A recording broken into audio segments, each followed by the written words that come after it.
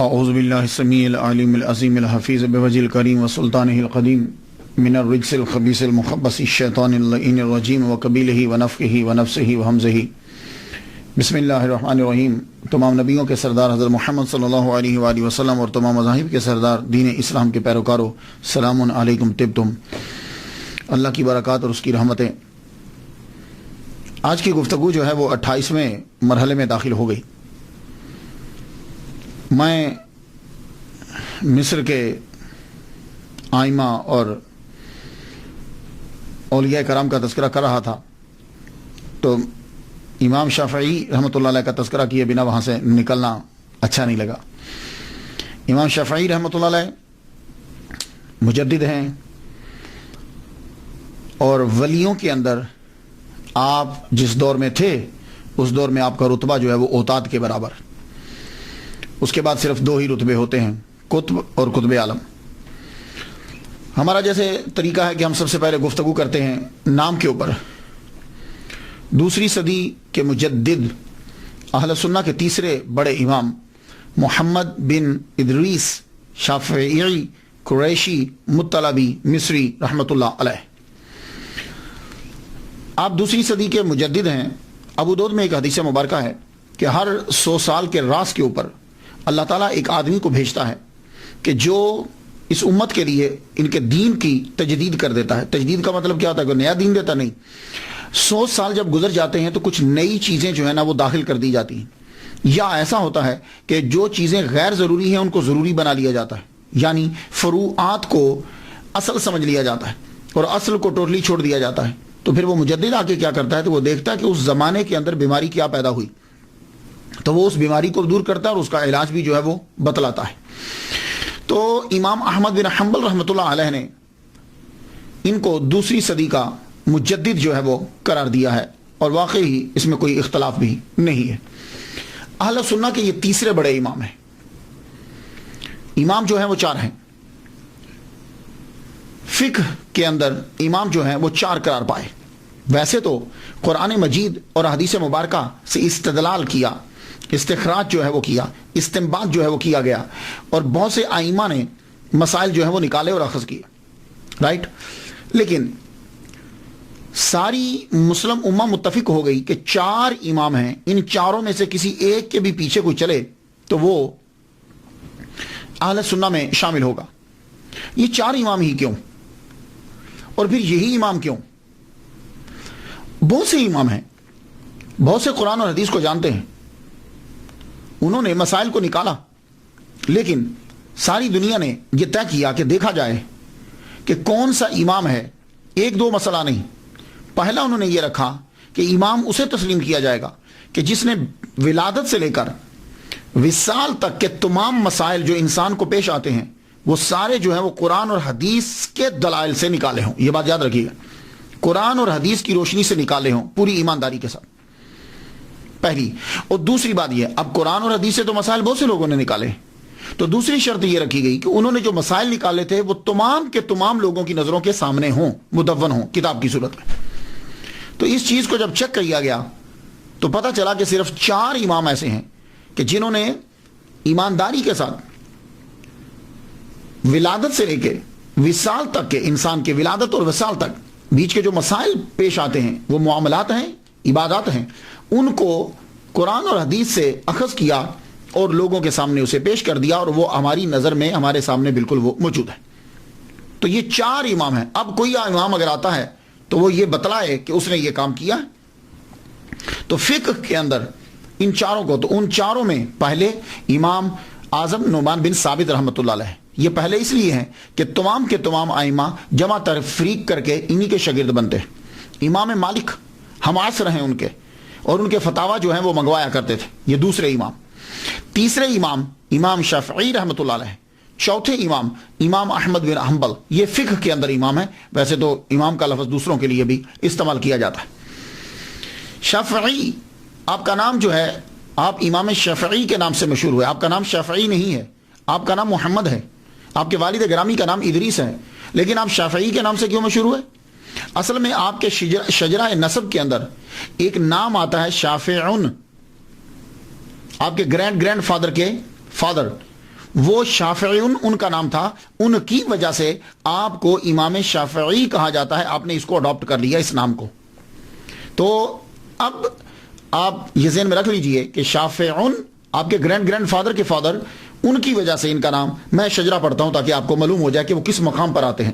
محمد آپ کا نام، آپ کے والد کا نام ادریس بن عباس بن عثمان بن شافع، یہ آگے نا بیچ میں شافع، بن اسائب بن عبید بن عبد یزید بن ہاشم بن عبد المطلب بن عبد مناف۔ تو یہ شافعی جو آیا تھا، اس کی وجہ سے وہ امام شافعی جو ہے وہ کہلوائے۔ اب امام شافعی جو پروننسیشن ہے، اس کے ضمن میں ایک بات کرتا جاؤں، بڑی اہم بات ہے۔ وہ بات یہ ہے کہ ہماری جو اردو زبان ہے، اس کے اندر بہت سے الفاظ اڈاپٹ کیے گئے ہیں، ترکی سے لیے گئے ہیں، سنسکرت سے لیے گئے ہیں، عربی سے لیے گئے ہیں، ہندی سے لیے گئے۔ تو جب زبان کسی دوسری زبان سے لفظ کو لیا جاتا ہے تو پھر وہ جو اڈاپٹ کرتا ہے وہ اس کو پروننسیشن اپنا دے دیتا ہے، اس کو جو بولنے میں آسان لگتا ہے۔ اسی لیے جب آپ اکثر سنیں گے تو منہ سے نکلتا ہے شافعی شافعی، امام شافعی، فا کے اوپر زبر پڑتے ہیں، جبکہ فا کے اوپر زبر نہیں ہے، فا کے نیچے زیر ہے۔ وجہ یہ ہے کہ جو پنجاب سائڈ کے لوگ ہیں یا عام جس جگہ وہ رہ رہا ہے، وہاں جب اڈاپٹ کیا گیا تو فا کے نیچے زیر اور عین کے نیچے زیر دونوں کو پروناؤنس کرنا پنجاب والوں کے لیے یا ہمارے لیے بڑا مشکل ہے۔ جیسے امام شافعی بہت مشکل ہوگا، تو شافعی جو ہے وہ بڑا آسان ہے ہمارے لفظ۔ تو اس لیے اکثر لفظوں کے ساتھ ایسا ہوا کہ جب اس کو معاشرے نے عام طور پر کچھ اور بولا اور اصل میں اس کا پروننسیشن اور ہوتا تھا، یہی وجہ ہے۔ آپ اکثر دیکھتے ہوں گے کہ بڑے پڑھے لکھے مقرر ہیں، انہوں نے ساری کتابیں پڑھی ہیں، لیکن جب تقریر کرتے ہیں تو پروننسیشن وہ بول جاتے ہیں، تو ایک آدمی بیٹھا ہوا یہ سمجھتا کہ شاید یہ غلط بول رہے ہیں۔ وہ غلط نہیں بول رہے، اگر آپ ان سے بیٹھ کر پوچھیں گے تو وہ آپ کو صحیح بتائیں گے۔ ہوتا یہ ہے کہ انہوں نے جو اپنی زندگی جو گزاری ہے، اس ماحول کے اندر اس کا پروننسیشن وہ وہی تھا۔ جیسے کہتے ہیں میں نے فقہ پڑھی ہے، جبکہ یہ اس کا پروننسیشن الفقہ ہے، فقہ ہو۔ ابھی میں ایک ڈکشنری دیکھ رہا تھا، اس کے اوپر بھی کاف کے اوپر زبر ڈلی ہوئی ہے، وہ اردو کی ڈکشنری تھی۔ تو اصل میں الفقہ ہو ہے۔ یہ میرے پاس ایک ڈکشنری ہے، مصباح اللغات ہے، ابھی میری لائبریری یہی میرے پاس موجود ہے۔ میں اس میں دیکھ رہا تھا کہ انہوں نے کیا پروننسیشن جو ہے وہ دیا، یہ دیتے ہیں الفقہ ہو، کسی شے کا جاننا، الفقہ ہو اسے بولتے ہیں۔ ویسے فقہ، او جی میں نے فقہ پڑھی ہے، دیکھیں نا عام چلتا ہے نا، کیونکہ الفقہ یہ بولنا ذرا مشکل لگتا ہے ہمیں۔ تو اس لیے میں عرض کرنا چاہوں گا کہ اکثر ایسا ہوتا ہے کہ جب ہم کبھی لفظ بول رہے ہوتے ہیں تو بعض اوقات ہم اپنے معاشرے میں جو بولا جاتا ہے اس کو بول دیتے ہیں۔ اس کا مطلب یہ نہیں ہوتا کہ اس صاحب کو اس کے اصلی پروننسیشن نہیں آتا، لیکن بعض اوقات ساتھ بول دیا جاتا ہے۔ تو اسی طرح شافعی، امام شافعی، دیکھا نا بہت مشکل لگ رہا ہے۔ تو امام شافعی رحمۃ اللہ علیہ آپ قریشی بھی ہیں اور مطلبی کیسے، قریشی کیسے؟ دیکھیے یہ جو لفظ قریشی ہے مختلف جگہوں میں مختلف قوموں کی نشاندہی کرتا ہے۔ کراچی میں چلے جائیں تو وہاں جو قریشی ہیں وہ کسی ایک پیشے کی نشاندہی کر رہے ہیں۔ پنجاب سائڈ میں آ جائیں، قریشی ایک اور قوم کی نشاندہی کر رہے ہیں۔ اگر آپ عرب میں چلے جائیں گے تو وہاں اگر کسی کے ساتھ قریشی لگتا ہے تو اس کا مطلب یہ ہوگا کہ یہ بنو قریش، حضور صلی اللہ علیہ وسلم کا جو خاندان ہے ان سے اس کا جو ہے وہ تعلق ہے۔ تو آپ کا تعلق واقعی ہی حضور صلی اللہ علیہ وسلم کے خاندان سے ہے، اس لیے آپ کو قریشی بھی کہا جاتا ہے۔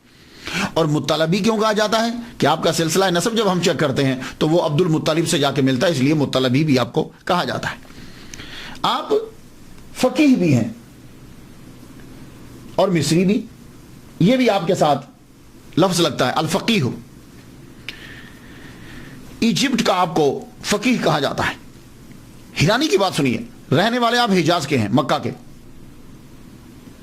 اور زیادہ وقت آپ نے مکہ اور مدینہ میں گزارا، صرف 5 سال آپ نے مصر میں گزارے، ایجپٹ میں، اور مشہور کہاں ہوئے؟ ایجپٹ میں۔ رہنے والے مکہ مدینہ کے، مشہور ہوئے جا کے ایجپٹ کے اندر۔ اور غلبہ اتنا ہے مصر میں، غلبہ اتنا آپ کا ہوا کہ آج بھی الازہر مسجد کا امام جو ہے وہ شافعی، امام شافعی رحمۃ اللہ علیہ کا ہی پیروکار ہوگا۔ تو چونکہ ذکر میں نے کیا امام جلال الدین سیوطی رحمۃ اللہ علیہ کا، تو وہ جن کے پیروکار ہیں، میں نے کہا امام شافعی رحمۃ اللہ کی بارگاہ میں بھی نذرانہ پیش کرتا جاؤں۔ پیدائش آپ کی 150 ہجری میں ہے، بہت قریب۔ اور وصال 204 ہجری میں ہے. تو گویا کہ امام شافعی رحمۃ اللہ علیہ نے دنیا کے اوپر 54 سال صرف زندگی جو ہے وہ گزاری، لیکن اس 54 سال کے اندر آپ کمال کر گئے. ابتدائی حالات آپ سنتے جائیے. ہمارا کوشش جو ہے ہم یہی کرتے ہیں، زیادہ تر گہرائی میں گہرائی میں نہیں جاتے، کہ پتہ چلے کہ یہ جو عظیم بنے لائف کیسی تھی، تاکہ کوئی آدمی وہ لائف گزار رہا ہو تو اس کے لیے بھی بڑے سبق ہوں. اب آپ سبق آپ نے تلاش کرنا ہے، میں بس بولنے لگا. ابتدائی حالات، آپ پیدا ہوئے غزہ ہاشم کے اندر.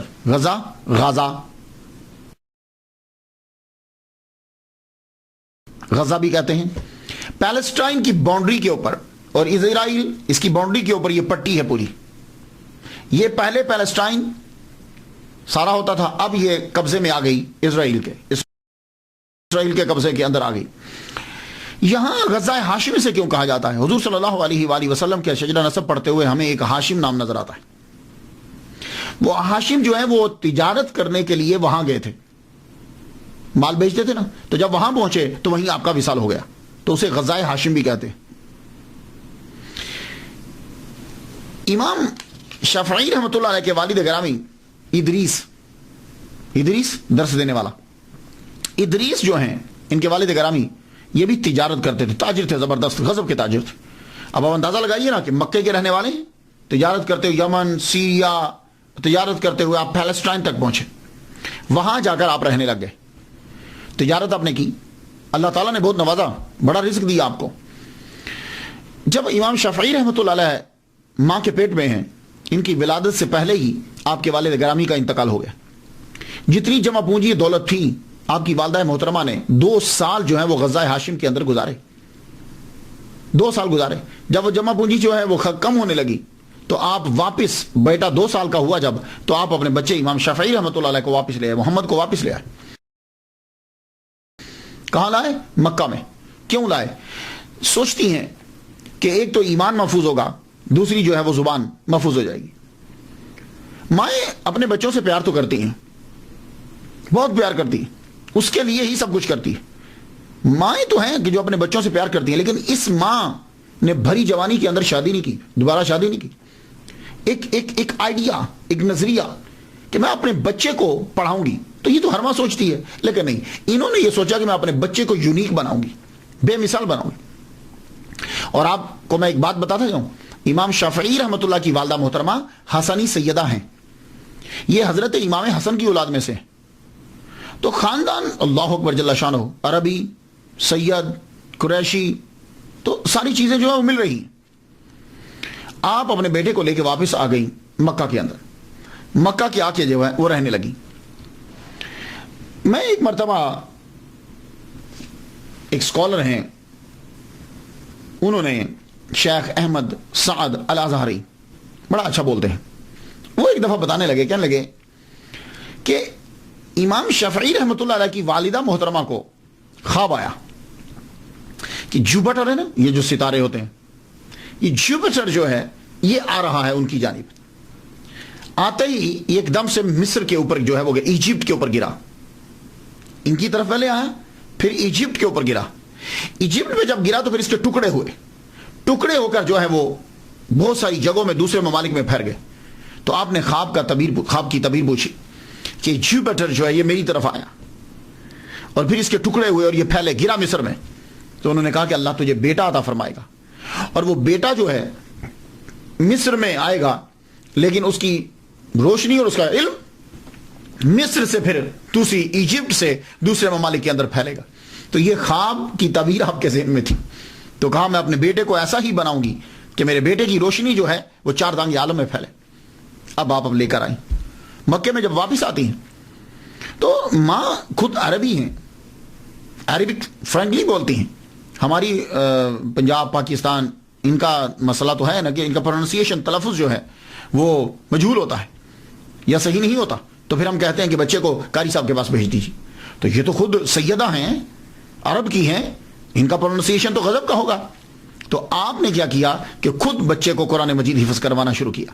تو والدہ ماجدہ نے 7 سال کی عمر جو ہی ہوئی، آپ نے امام شافعی رحمۃ اللہ علیہ کو قرآن مجید پورا یاد کروا دیا. قرآن جب یاد ہو گیا تو اب جو قرآن یاد ہو جاتا ہے تو اس کے بعد یہ چاہتا ہے کہ بچہ جو ہے وہ آگے بھی پڑھے. تو مکہ کے اندر تب آپ نے دیکھا مسلم بن خالد زنجی رحمۃ اللہ علیہ، حنفی ہیں یہ، سفیان بن عیینہ رحمۃ اللہ علیہ مفتی مکہ ہیں اور امام المسجد الحرام، مسجد حرام کے امام ہیں، ان کے پاس اپنے بچے کو بھیجا پڑھنے کے لیے. لیکن ساتھ ساتھ آپ نے ایک خاص چیز کی طرف جو ہے وہ توجہ دی. وہ کیا تھی کہ بچے کی زبان جو ہے وہ خالص ہونی چاہیے. 200 سال تک تو عربیوں کی زبان خالص رہی ہے.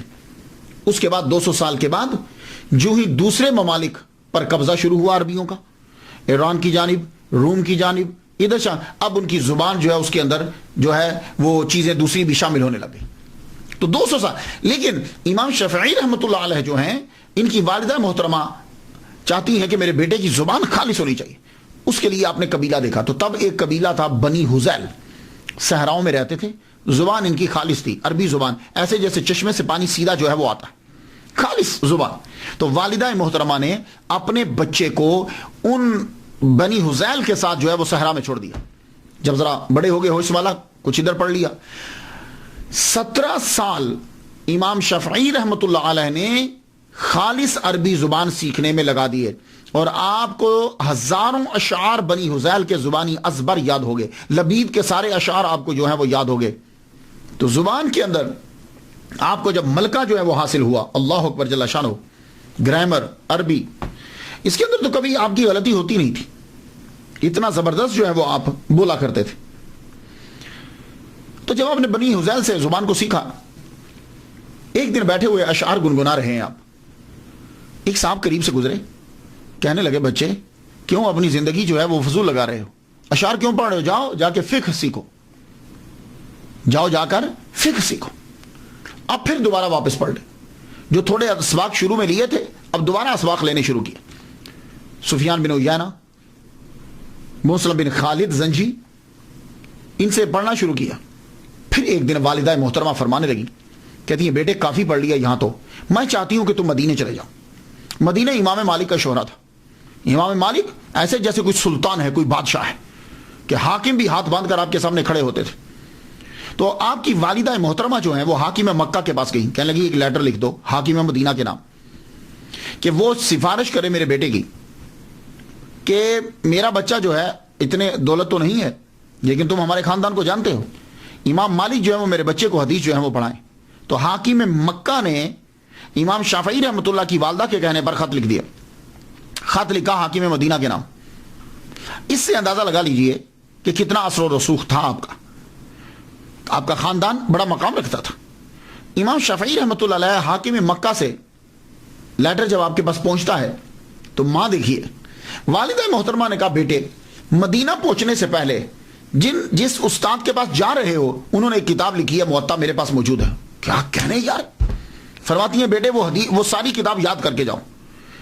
تو مدینہ روانہ ہونے سے پہلے یہ doctor Muhammad Musa, professor in department of Islamic study, King Abdulaziz University Jeddah, ان سے میں نے سنا، یہ کہتے ہیں کہ 9 راتوں کے اندر موطا امام مالک انہوں نے یاد کر لی. یہ ہمارے عام زبان کے اندر موطا بول دیتے ہیں، لیکن یہ مطلب نہیں ہے کہ اس کو آتا نہیں ہے، اصل لفظ موطا ہے پروننسیشن، لیکن ہمارے یہاں مشکل لگتا ہے. تو موطا امام مالک 9 راتوں میں بیٹھ کر زبانی یاد کر دی. یاد کرنے کے بعد اب مکہ سے روانہ ہوئے.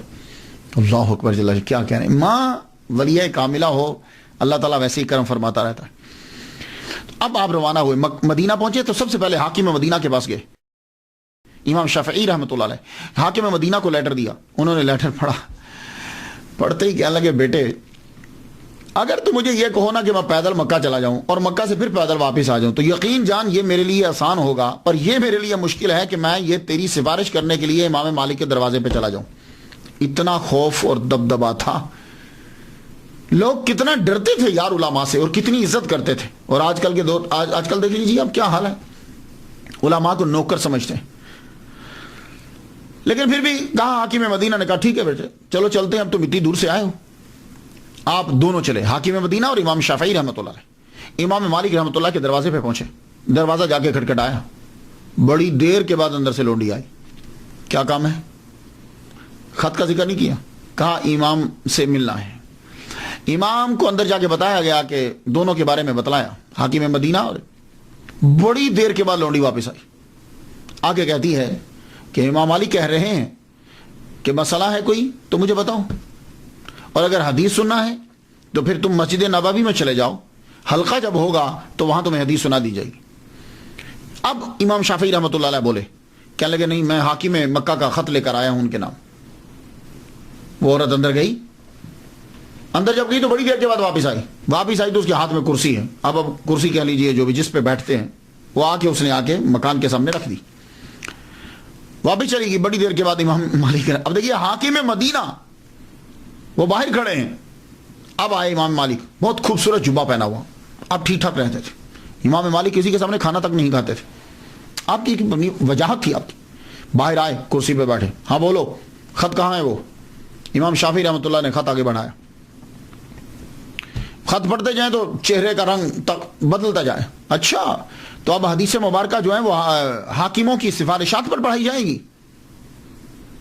جب آپ غصے میں آنے لگے تو امام شافعی آگے بڑھے، گفتگو شروع کی، اللہ اکبر، تو عربی، ادب، نفاست، موزوں الفاظ اور گفتگو کا انداز امام مالک رحمۃ اللہ کو بڑا متاثر کیا۔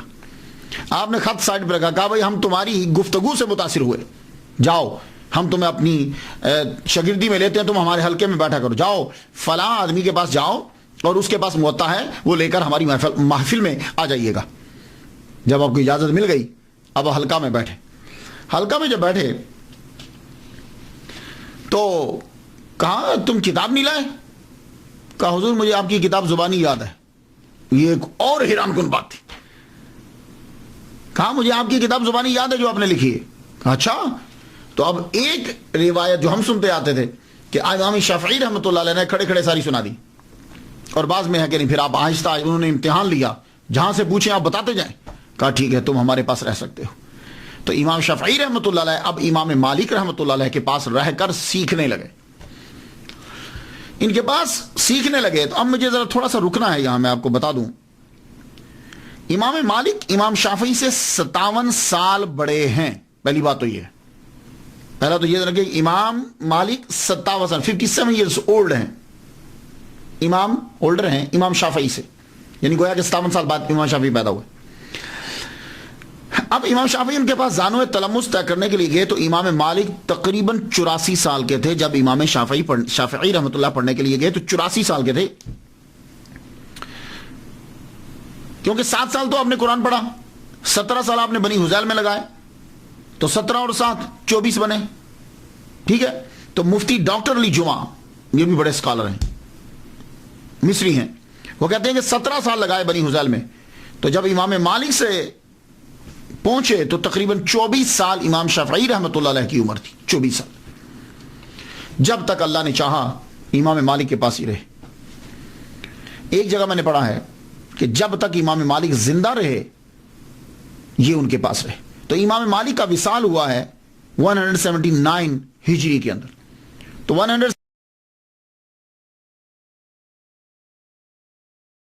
179 ہجری میں امام شافعی رحمۃ اللہ علیہ کی عمر 29 سال تھی۔ تو اس کا مطلب یہ ہوا کہ امام شافعی رحمۃ اللہ علیہ نے 5 سال امام مالک کی صحبت میں گزارے، اللہ اکبر جل شانہ۔ ان کا جب وصال ہوا تو اب آپ دوبارہ پھر مکہ تشریف لے گئے امام شافعی رحمۃ اللہ علیہ۔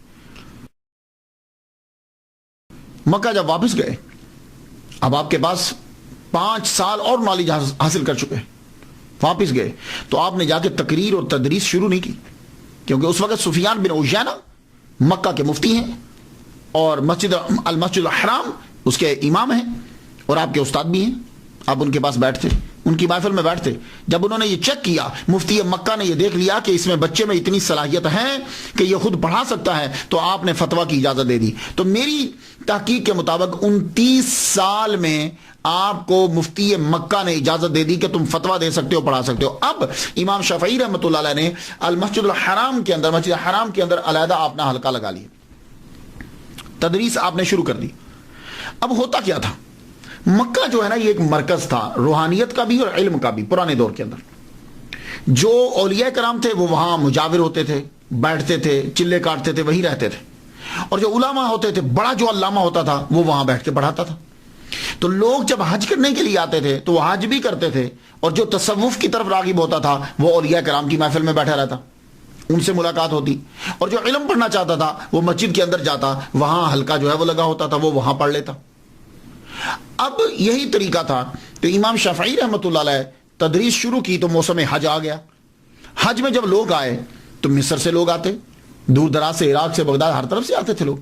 انہوں نے آ کر دیکھا کہ ایک 29 سال کا ینگ لڑکا جو ہے وہ بھی تدریس کا، اسے بھی اجازت دے دی گئی ہے. تو مفتی مکہ کی اجازت کے بغیر تو نہیں نا. تو اب جو سفیان بن عیینہ رحمۃ اللہ علیہ کی محفل میں بیٹھتے تھے ان میں سے اکثریت اٹھ کر، اور جو نئے لوگ آئے وہ امام شافعی رحمۃ اللہ علیہ کی محفل میں بیٹھنے لگ گئے، حلقے میں بیٹھنے لگے. کیوں؟ اس لیے کہ آپ جب گفتگو کرتے تھے تو آپ کی گفتگو کے اندر جو ہے بڑی نفاست اور بدوانہ جو ہے نا، بدویوں کا جو گاؤں میں، یعنی جو صحرا میں رہتے ہیں، ان کا اسٹائل تھا، خالص اسٹائل. تو امام احمد بن حنبل رحمۃ اللہ علیہ بھی حج کرنے کے لیے آئے ہوئے تھے. تو وہ سفیان بن عیینہ رحمۃ اللہ علیہ کی حلقے کو چھوڑ کر امام شافعی رحمۃ اللہ کے حلقہ میں بیٹھ گئے.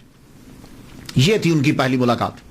تو جب انہوں نے ان کی زبان سنی اور آپ کا علم سنا اور خدا کا کرم دیکھا تو آپ ان کی محفل میں بیٹھتے. کچھ عرصہ آپ نے جو ہے وہ لیکچر دیا ہے مسجد حرام کے اندر. پھر ہارون الرشید کو پتا چلا کہ بڑے قابل ہیں، کوئی نام، جب ان کی شہرت پھیلی تو انہوں نے ان کو، ہارون الرشید نے امام شافعی رحمۃ اللہ علیہ کو یمن کا جج مقرر کر دیا. یمن کے ایک ضلع کا، نجران کا، یا بعض کہتے ہیں کچھ اور. جب جج مقرر کیا تو یہ جج تھے وہاں کے. اور اس دور میں ہارون الرشید کے دور حکومت میں چیف جسٹس جو تھے وہ امام محمد بن حسن شیبانی رحمۃ اللہ علیہ تھے. جیسے مجسٹریٹ ہوتے ہیں، چھوٹے ہوتے ہیں، اور ایک ان کے اوپر چیف جسٹس ہوتا ہے، ایسے ہی امام محمد بن حسن شیبانی رحمۃ اللہ علیہ چیف جسٹس. اب امام شافعی رحمۃ اللہ علیہ جب ان کو یمن کے اندر بھیجا گیا تو ہارون الرشید نے آرڈر کر دیا کہ ان کو پابائے زنجیر لایا جائے اور قتل کر دیا جائے. یہ عجیب گھڑی بھری، جو ابھی 31 سال کی عمر ہے اور آرڈر آ گیا کہ قتل کر دیا جائے. ہوا کیا تھا؟ اصل میں امام شافعی رحمۃ اللہ علیہ جو ہیں ان کو سیدوں سے بڑا پیار تھا، سادات سے. اس کی وجہ کیا ہے کہ ننہال جو ہے وہ سادات ہے، ننہال سادات ہے. تو آپ کو پتا ہے کہ بچے کو ننہال سے، ددہال کی بنسبت ننہال سے زیادہ پیار ہوتا ہے. آپ کی والدہ حسنی سیدہ ہیں. اور ایک دوسری بات یہ ہے کہ علوی جو ہے، علوی، ہارون الرشید کو یہ کان میں یہ بات ڈال دی گئی کہ آپ علویوں کی بڑی، علوی کسے کہتے ہیں؟ فاطمی وہ ہوتے ہیں جو بی بی فاطمہ الزہرا رضی اللہ تعالیٰ عنہا کے بچے امام حسن و حسین میں سے کسی کی اولاد میں. اور علوی وہ ہوتے ہیں کہ ماں فاطمہ نہیں ہے لیکن باپ علی ہے. مولا علی شیر خدا نے اور بھی شادیاں کی تھی تو انہیں علوی کہا جاتا. تو امام شافعی رحمۃ اللہ علیہ سیدوں کی بڑی عزت کرتے تھے. شافعی رحمۃ اللہ علیہ سیدوں کی بڑی عزت کرتے تھے. اس سے بعض لوگوں نے ان کو اہل تشیع میں شامل کر دی، اور ہارون الرشید نے کہا کہ یہ میرے باغیوں کے ساتھ شامل ہیں، حکومت دوسروں کی لانا چاہتے ہیں. تو یہ کنفیوژن سا ہوا، لیکن ایسی بات نہیں تھی. آپ سادات کی ویسے ہی عزت کرتے تھے. اس کی مثال دوں. ایک مرتبہ آپ پڑھا رہے تھے، لیکچر دیتے ہوئے، سیدوں کے بچے جو ہیں وہ بار بار کچھ چیز کھیل رہے تھے. وہ جب آتے آپ کھڑے ہو جاتے، وہ پھر چلے جاتے، پھر آتے آپ پھر کھڑے ہو جاتے، وہ پھر جاتے آپ، وہ پھر آتے پھر کھڑے ہو جاتے. کئی مرتبہ آپ کو ان کے لیے کھڑا ہونا پڑا. اور پھر سیدہ نفیسہ، نام سنا ہوگا آپ نے، بہت بڑا مزار ہے ان کا، سیدہ نفیسہ، اللہ اکبر، بہت انتہائی عقیدت تھی آپ کو ان سے. تو جب بھی آخری عمر کے اندر آپ بیمار ہوتے تو لڑکے کو بھیجتے، جاؤ جا کے دعا کروا کے لاؤ میرے لیے. تو وہ فرماتی جاؤ، اللہ تمہارے استاد کو شفا عطا فرمائے، اللہ تمہارے استاد کو شفا عطا فرمائے، اللہ تمہارے استاد کو شفا عطا فرمائے. آخری بار کیا کہ جاؤ جا کے دعا کروا کے لاؤ. دعا کروانے کے لیے گئے تو بچہ واپس آیا.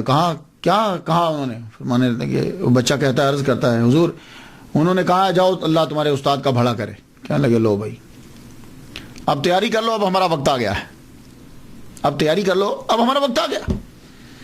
تو سادات سے محبت کی وجہ سے ہارون الرشید نے یہ سمجھا کہ شاید یہ ہماری حکومت کو ختم کرنا چاہتا ہے اور باغیوں کے ساتھ ملے ہو. تو اس نے کہا کہ پابائے زنجیر بغداد میں لایا جائے اور قتل کر دیا جائے. آپ کو یہ آپ کی آمد ہو رہی ہے بغداد میں پہلی مرتبہ. چلو ہو سکتا ہے کہ پہلے بھی ہے لیکن تاریخ یہ لکھتی ہے. آپ جب وہاں پہنچے آپ کو پابند سلاسل کر دیا گیا. کیس جو ہے وہ پیش نہیں ہو رہا عدالت میں، یعنی آپ کو ہارون رشید کے سامنے پیش نہیں کیا جا رہا.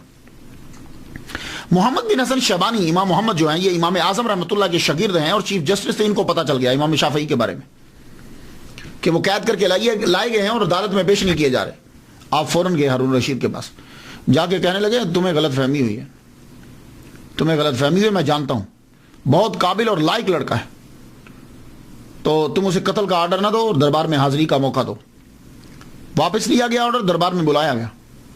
امام محمد بن حسن شیبانی شاگرد رشید امام اعظم رحمۃ اللہ علیہ، آپ کی موجودگی میں جب امام شافعی رحمۃ اللہ علیہ تشریف لائے، آپ نے گفتگو کی، استدلال دلائل جب دیے اور آپ نے اس انداز سے سمجھایا کہ ہارون رشید متاثر ہوا. اس نے کہا ٹھیک ہے آپ جائیے، جا سکتے ہیں آپ کو آپ کی نوکری پہ بحال کیا جاتا ہے. آپ فرمان لگے نہیں، میں واپس نوکری میں نہیں جاؤں گا، مجھے امام محمد بن حسن شیبانی رحمۃ اللہ کے پاس رہ کر مجھے فقہ سیکھنی ہے. یہ تھا ٹرننگ پوائنٹ ایک دوسرا. اب امام شافعی رحمۃ اللہ علیہ بغداد میں رہ رہے ہیں امام محمد بن حسن شیبانی رحمۃ اللہ علیہ کے ساتھ. یہاں رہ کر آپ نے اصول فقہ کو جو ہے وہ سیکھا ہے، ان کی صحبت اختیار کی. تو آپ نے اعلان فرمایا وہ امام اعظم کے شاگردوں کی صحبت اختیار کرے. اللہ نے استنباط کا دروازہ ان پر کھول دیا اور فقاہت ہرگز نصیب نہ ہوتی اگر میں امام محمد بن حسن شیبانی کی کتب کا مطالعہ نہ کیا ہوتا. میں نے آپ نے ان کے پاس رہ کر یہ سیکھا کہ قرآن اور حدیث سے مسئلے کو نکالا کیسے جاتا ہے، یہ چیز سیکھی، اصول فقہ سیکھے، یہ چیز آپ نے سیکھی. اور تاریخ بغداد میں الخطیب بغدادی یہ خود شافعی ہیں، جلد 2 صفحہ 166 پہ لکھتے ہیں امام شافعی نے فرمایا مجھ پر فقہ میں جس شخص کا سب سے زیادہ احسان ہے وہ امام محمد بن حسن شیبانی حنفی رحمت اللہ علیہ ہیں. یہ امام شافعی اقرار کر رہے ہیں. تو اب مجھے سمجھ نہیں آتی کہ جتنے شوافے ہیں یا امام شافعی کے فالوور ہیں وہ حنفیوں کو برا کیوں کہتے ہیں. وہ خود فرما رہے ہیں کہ مجھ پر ان کا احسان ہے، میں نے ان سے سارا سیکھا ہے کہ مسائل کو نکالنا کیسے.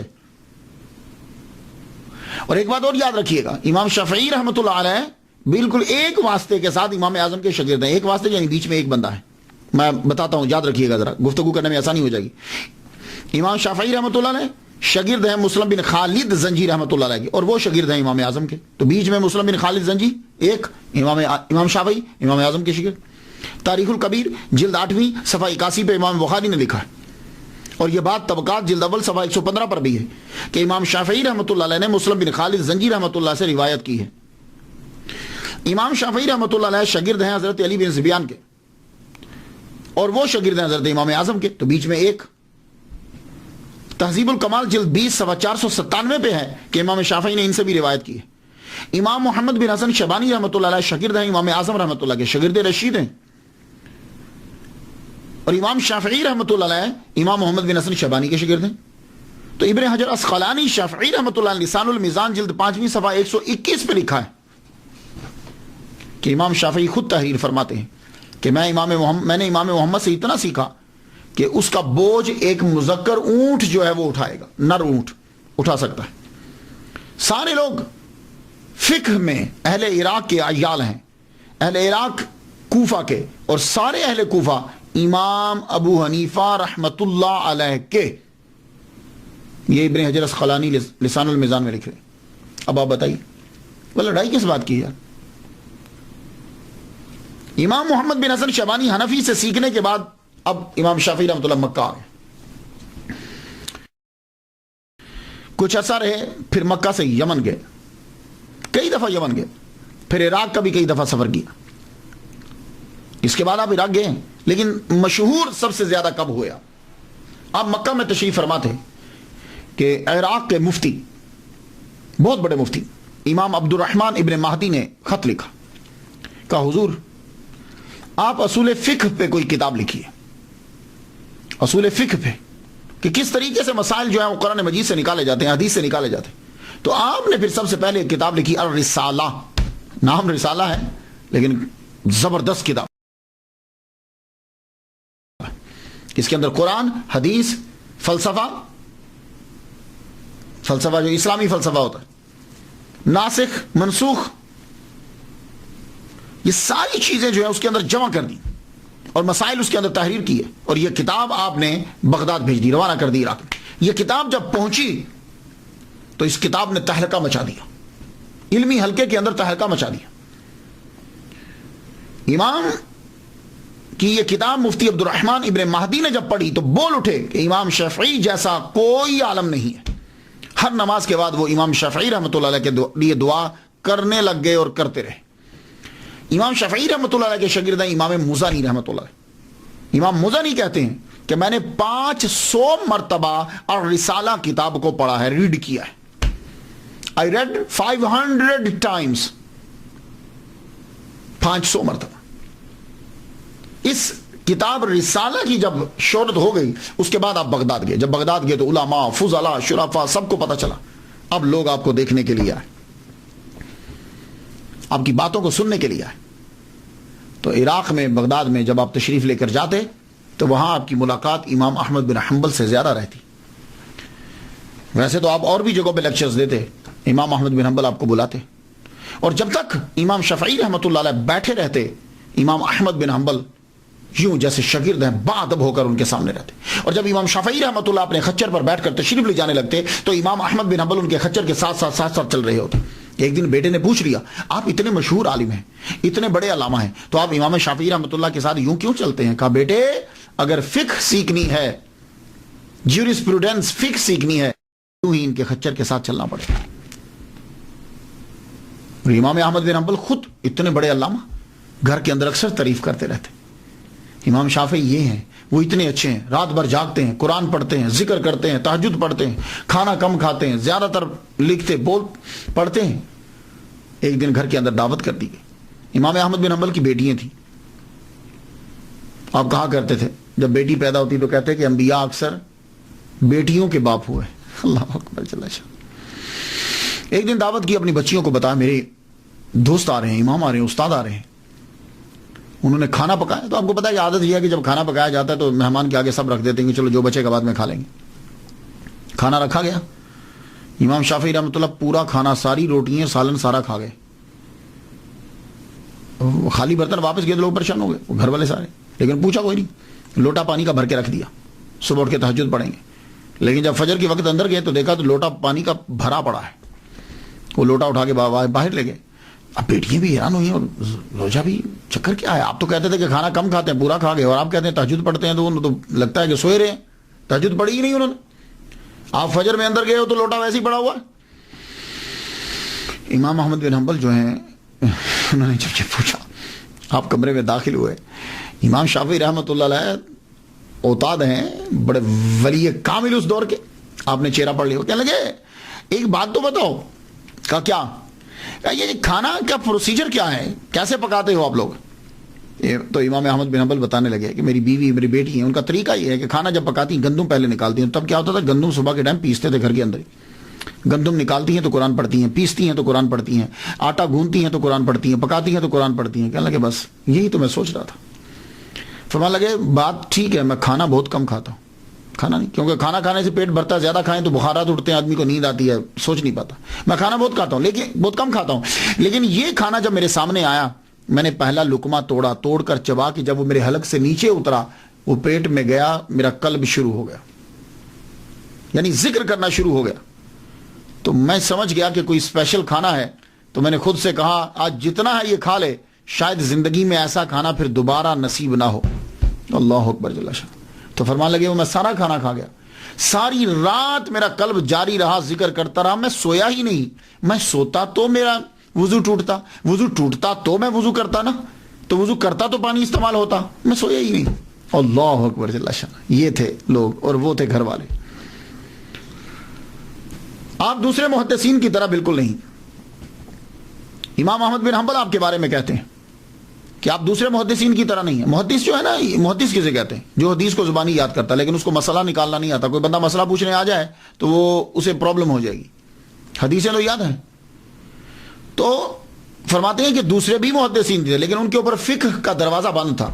یہ واحد محدث ہے کہ اللہ تعالیٰ نے اس کے اوپر فقہ کا دروازہ بھی کھول دیا, کیونکہ یہ اسناد کے اوپر اپنا وقت نہیں لگاتا فلاں فلاں فلاں فلاں فلاں فلاں, نہیں, یہ متن کی طرف دیکھتے ہیں کہ متن کے اندر کیا بیان کیا گیا اور اس سے مسائل کو کیسے نکالا جاتا ہے اور لوگوں سے گفتگو جو ہے وہ کس طرح کی جاتی ہے. یہ امام احمد بن حنبل فرماتے ہیں.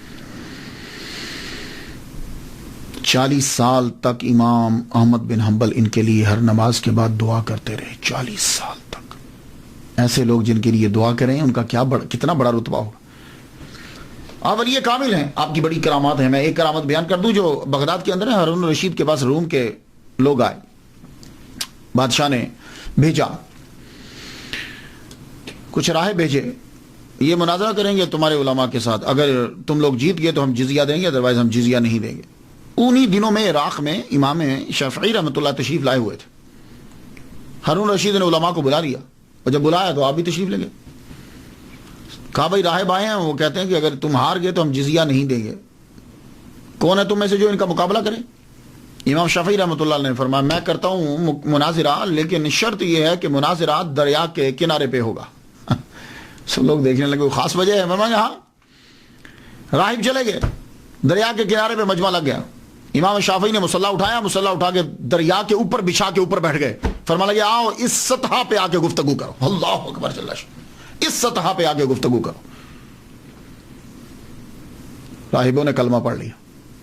تو جب خبر پہنچی روم میں, انہوں نے کہا شکر ہے کہ یہ آدمی یہاں نہیں آیا, ورنہ سب کے سب لوگ مسلمان ہو جاتے. اور صرف آپ تقریریں ہی نہیں کی, آپ نے تصانیف بھی لکھی. آپ کی تصانیف میں ایک بڑی مشہور کتاب الام ہے.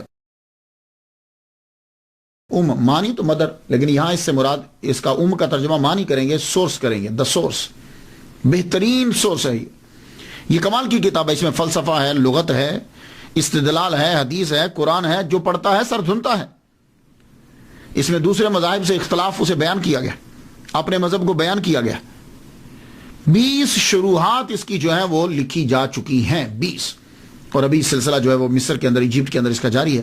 ڈاکٹر علی جمعہ بتا رہے تھے کہ ابھی سلسلہ یہ جاری ہے.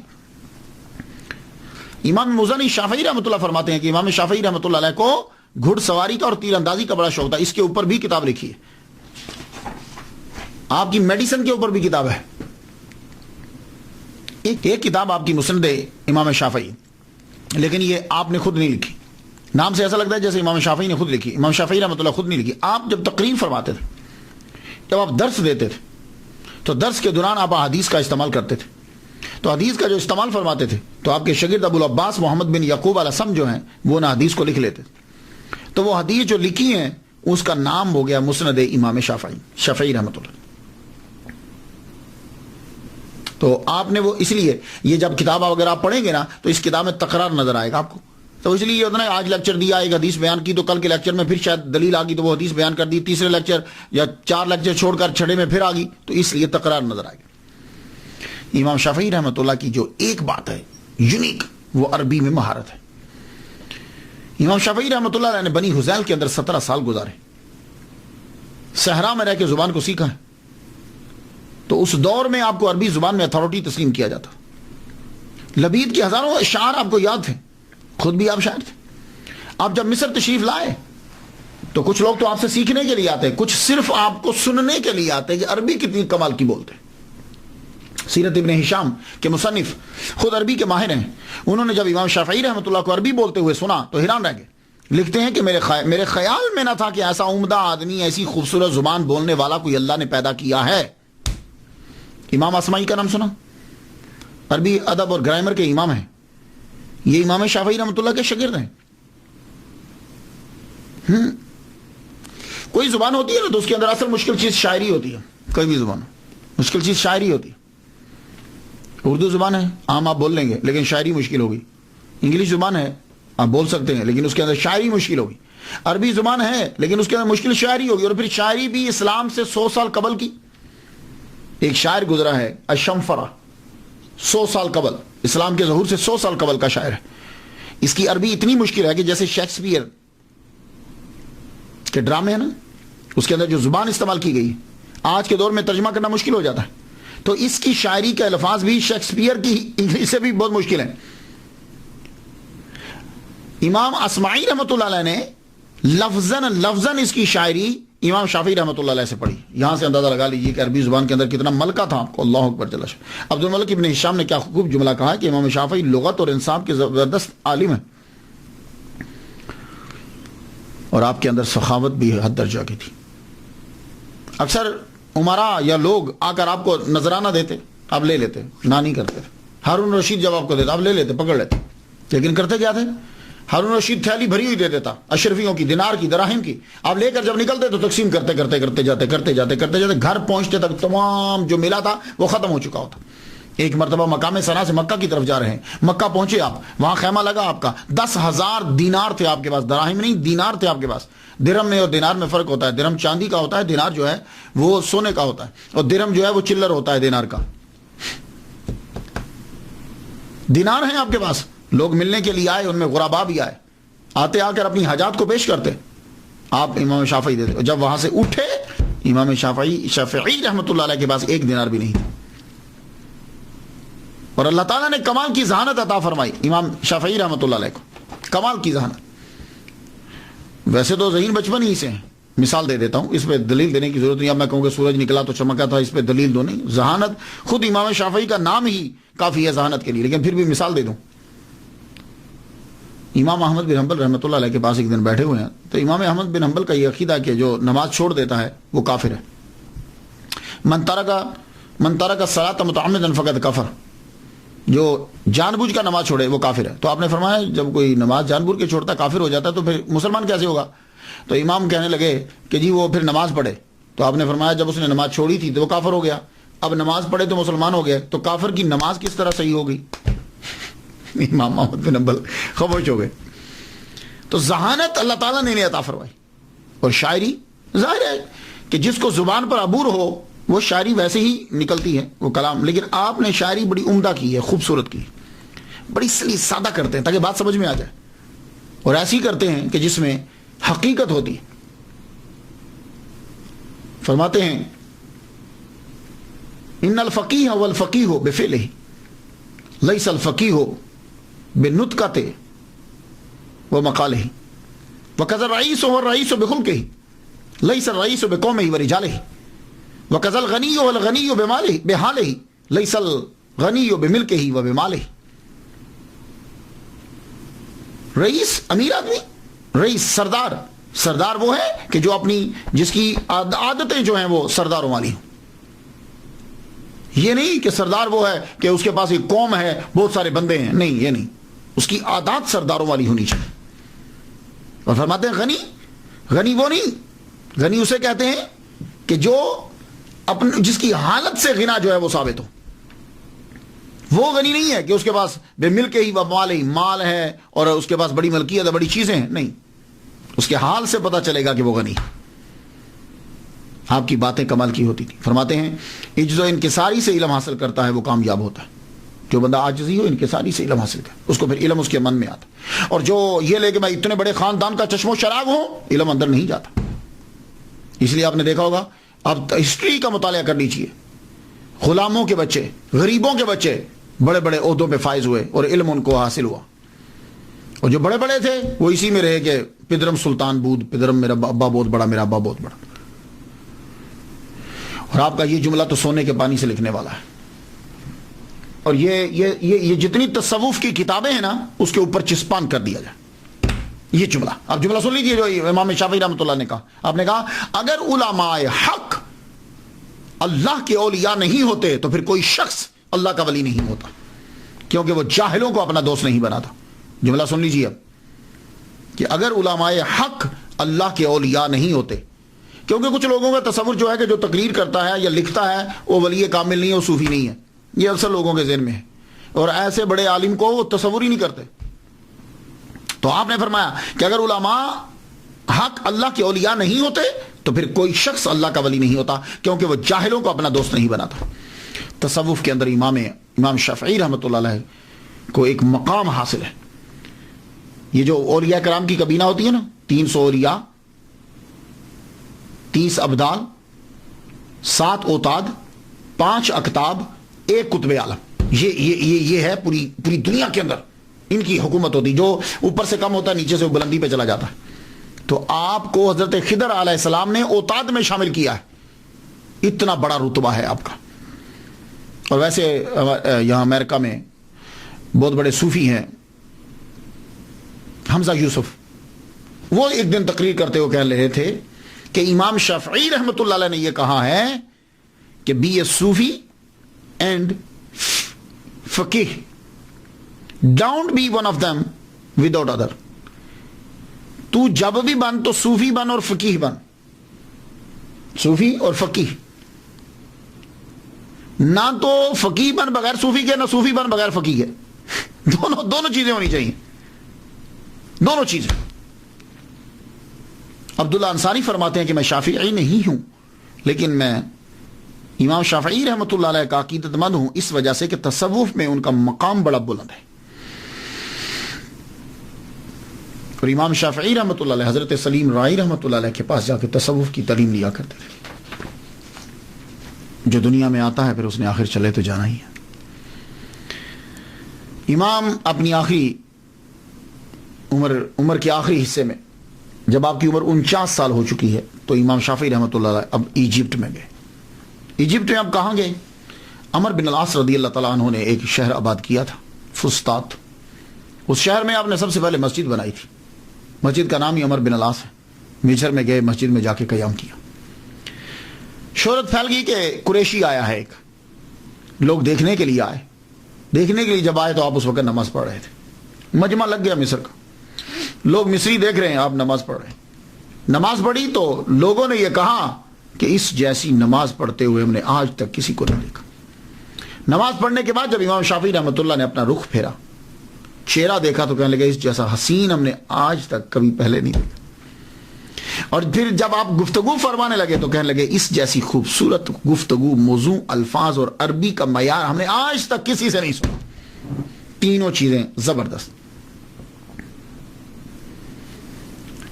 مصر میں امام مالک کے پیروکار تھے اور امام اعظم نعمان بن ثابت رحمۃ اللہ علیہ کے پیروکار بہت زیادہ تھے. لیکن وہی حال ہوتا ہے نا، جب وقت گزرتا ہے تو کچھ چیزیں ایڈ کر لی جاتی ہیں، اپنی طرف سے شامل کر لی جاتی.